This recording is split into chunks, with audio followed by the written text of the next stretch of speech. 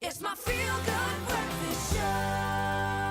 Hey, happy Monday. Welcome back to your Feel Good Breakfast Show. It's that time of the week when we talk all things relationships. And this morning we're reflecting on family feuds. Now, when you are involved in a fight with a family member, it's always easy to pick sides, especially if you have people in your corner who feel the feeling that you are the one who's right. Right? Yes, that's right. But what happens when there are two people in your family who are caught in the middle of an argument and you feel that each side has a perspective that warrants some kind of merit? How do you then get each party to work towards a resolution? That's the big question. That's right. Well, are you perhaps stuck in the middle of a family dispute between two or more parties? How did you get your feuding family to extend an olive branch? Well, we have our relationship expert, Dr. Eve, back after traveling the globe to engage with you on this topic. So please do give us a call. That number is 021 430 9881.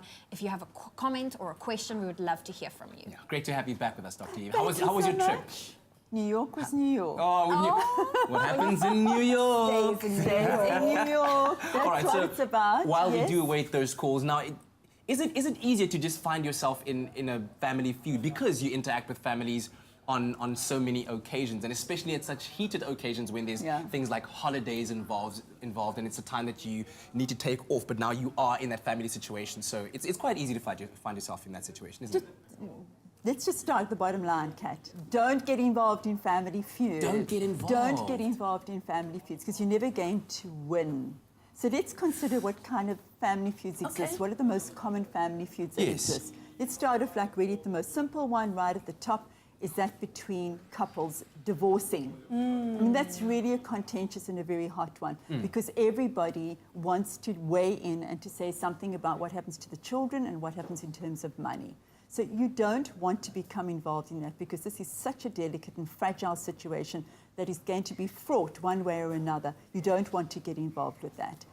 The other family feud that's really popular, well, which is really, really common after that, is a parenting feud. How to parent your children. So here you have a couple who are deciding for themselves with great difficulty, how do we establish parenting boundaries? And then you've got external factors. And if you are a parent or a grandparent, listen well, stay out so that you avoid feuding with your children around how they parent their children. This is something that they've got to work out for themselves. Then it becomes even more interesting that grandparents get involved in families, and that can create enormous feuds. You've got two sets of grandparents, hopefully most people would like to, I would like to think that they do, and they become involved because they are elders and they do feel that they've got wisdom to bring, and they come into the younger people's lives, and it creates enormous family feuding. So what's the first thing that people do is that they go to court. The first thing they say is like, I'm going to take you to court, or let me call in a lawyer. So my first advice is please do not litigate. Do not go to court. Do not threaten. Take your anger and deal with it differently. Don't threaten court action because that's immediately going to get people to feel defensive. Try and think about how do I work positively in my family to make sure that there is peace. There is going to be feuding. There is going to be differences of opinion, but how can we, and that's what we're going to talk about just now, how can we actually manage family difficulties in a much more sensible way? Well, we have Dr. Eve with us, and one of the questions I want you to answer when we get back is, can't the feud just stay between the two perhaps feuding? Why must the external family get involved? Well, we have Dr. Eve with us, and if you perhaps caught between a family feud with two or more parties, give us a call. We would love to hear from you. 021 430 9881. That's our number. It's my feel-good breakfast show. Well, we are continuing our conversation with Dr. Eve, and we're talking about family feuds. Are you perhaps caught in between one? You know, and we would love to hear from you. That number is 021 430 9881. Now, before we broke away, Dr. Eve, I wanted to ask you, you know, isn't it just possible for those feuding to keep it between the two of them? If it's two people? It would be such an ideal situation. But we all long to have support and to be able to open our hearts to somebody else because it feels just too heavy to manage it on your own. And so we do go out and call in people. And automatically people take sides. Automatically people feel a loyalty, whether that's right or whether it's wrong. So first thing I want to say is please do not make a judgment Firstly, is don't litigate. Try and find mediation. So even if you find an elder in your family who can mediate for you, you can go to a professional mediator, but find somebody in the family who you really trust and will just stay neutral and mediate the dispute between these two warring parties, whether it's a couple or whether it is in-laws or whether it is grandparents or whether it is people in your extended family. You really want to find somebody who's going to be able to mediate without judging or taking sides. Yeah. It's a very difficult thing to do. I once heard somebody saying, Yeah. in a case like that, where a couple is feuding, when you want to complain or voice your opinion, Yeah. go to the opposite end. So approach your partner's family or your partner's friend because they already have that partner's perspective, Yeah. but they'll be able to hear you out and then be able to give you constructive feedback. What do you think about that, involving the other side? I think that there's an automatic loyalty, whether the other side is right or wrong. You know, I'm thinking about like, if I were to go to my ex-husband's family and say, you know, really I'm complaining about him, they would say, well, they did say, well, you know, he's entitled to his life, he's entitled to his money, leave us out of it. So there's an automatic loyalty that people have towards their own family. You know, some of the issues that come up, and I know a lot of our listeners have major family issues because families are just really difficult to get along with. They're very complicated and there are a lot of feuds. That some of the big family issues as well is like when it comes to taking care of older parents. Yeah. Some family members will say, we're going to take care of them, put them in our homes, and others Yeah. are going to say, let's put them into an old age home and just kind of forget about them. Sure. And is that brings quite a an enormous big amount of decision. tension. Yeah. Money, I mean, inheritance. How often do we hear about families feuding over money that's been left or the old coat or book collection? I mean, Yeah. it happens, The old coat. right? Let's take a call, shall we? Yes, we have Yes. Zola from Pietermaritzburg on the line, and she feels like her husband and mother-in-law have put her in an awkward position. Morning, Zola. Morning, how are you, doctor? Very well. I'm sorry, Hi, I'm answering hi, for doctor. hi. We're all very Dr. well. Zoe. Dr. Zoe, Sorry. Zola's here. This What's is your good. comment or question for Dr. Eve, Zola? Oh, you're speaking to Zola from Pietermaritzburg. Hello, everyone. Hi. Hi. Thank you. Oh, okay, my question goes like this. Yeah. How do I deal with a family conflict between my mother-in-law and my husband? Say they both come to me for an advice and they demand me to tell them who's wrong. Wow. So in Wow. this case, I think she's the mediator Between the husband and his mother. Yes. Zola, you just have to excuse yourself from that. You're never, ever going to win by taking sides one way. It's actually really an unfair thing that I they're was about to doing say, to you. yeah. It's really not cool. I mean, it's a great compliment to you, maybe, that they think that you're wise and that you can give them advice. Don't become the go-between. Excuse yourself from that position. Tell them that they've got to talk. I mean, that's what mediation is. Mediation is sitting down and saying, you two have to talk with each other and taking yourself out of the picture. Yes. I mean, is it possible for you to do that? I'll try. Like I said, I'm in a very Yeah. awkward position because they are demanding me to like tell them who's wrong and who's right. Who do And I you really think don't is- know what to do because I love my husband, I love my mother-in-law as well. Yeah, and those are two vital relationships yeah, as well. I think to it's a keep. beautiful thing for you to say to them. This is an awkward position for me to be in. I love you both a lot, and I want you to be able to talk because they're avoiding talking to each other through you. And the longer you keep yourself there, the longer they're going to avoid talking to each other. Yeah. So you're doing them a favor by removing yourself and saying, you know what, I trust you guys to go and sort it out yourself. Yeah. Take yourself out of the equation, Zola. That's great advice. Thank you so much, Dr. Eve. And thank you so much, Zola, for your call and Yeah. sharing your story with us. We hope that you'll continue to do the same at home on 021-430-9881 as we continue to tackle this issue of family feuding. It's my feel good breakfast show. All right, welcome back. It's a Monday morning. This is your Feel Good Breakfast Show. We're hanging out with Dr. Eve as we tackle the issue of family feuding. And of course, you can weigh in and give us your call, question, or comment on 021-430-9881. So earlier on, we had a call from Zola, and Zola said that she was caught up between her husband and mother-in-law, and they were demanding that she choose a side. Is it ever, or does a situation occur where sides do need to be chosen? I'm uncomfortable with that, Kat.